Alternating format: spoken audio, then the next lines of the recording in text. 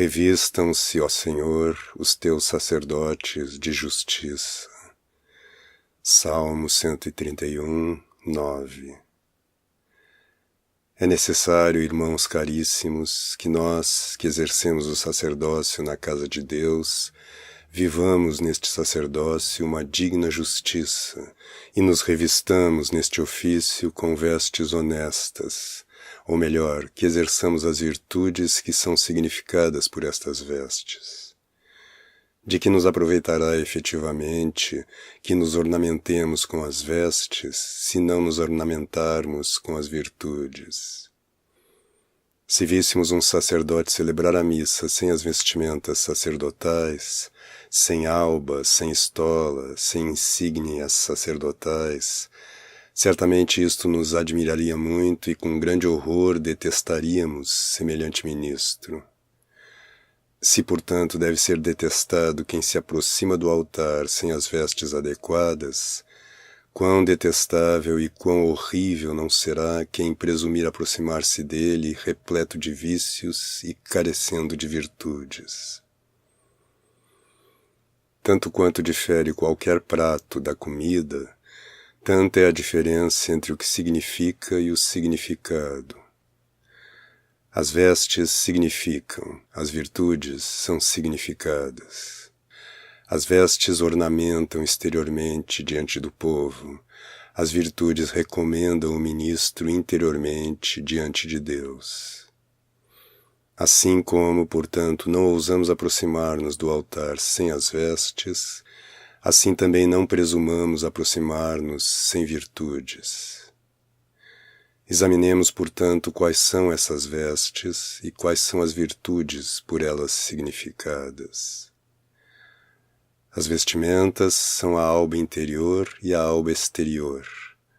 O amito sobre os ombros, que podemos chamar de superumeral, o cíngulo, a estola, o manípulo, a casula.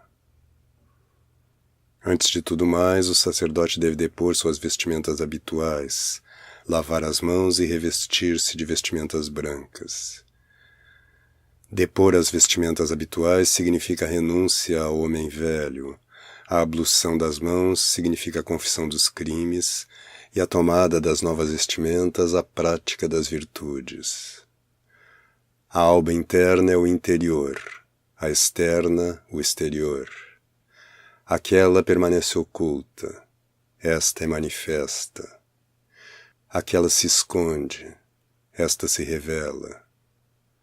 Por causa disso, a interior significa a pureza do coração, a exterior, a pureza do corpo. O superumeral, que é colocado sobre os ombros, onde costumam colocar-se os pesos, significa a paciência nos trabalhos presentes, que nos é necessária se quisermos ser verdadeiros sacerdotes.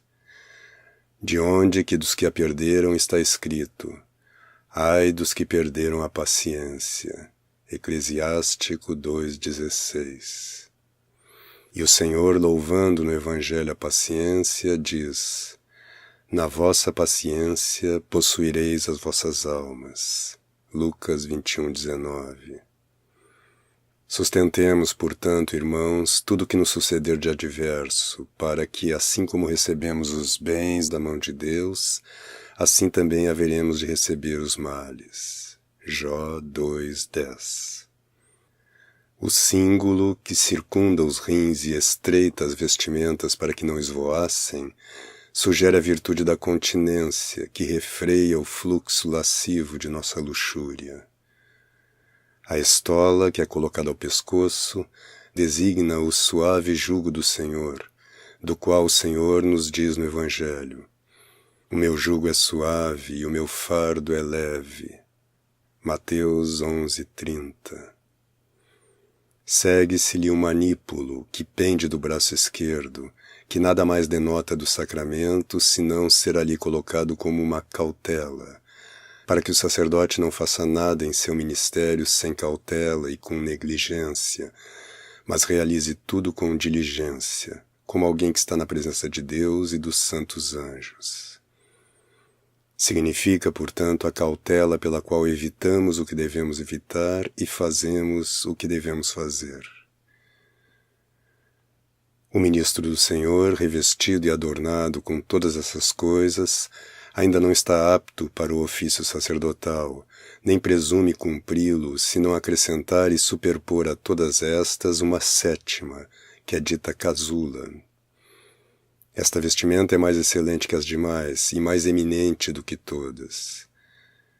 Que virtude diremos ser significada por ela, senão a caridade, da qual diz o apóstolo: vou mostrar-vos um caminho ainda mais excelente.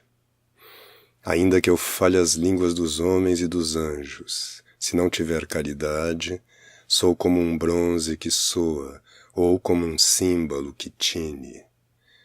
Primeira Epístola aos Coríntios, 12, 31, 13, 1.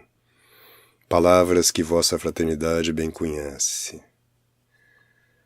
Ele, de quem era bem evidente possuir tantos dons espirituais e virtudes, diz todavia da caridade: ainda que eu fale as línguas dos homens e dos anjos, ainda que eu tivesse o dom da profecia e conhecesse todos os mistérios e toda a ciência, ainda que tivesse toda a fé, a ponto de transportar os montes, ainda que distribuísse todos os meus bens e entregasse meu corpo para ser queimado, se não tivesse caridade, nada me aproveitaria.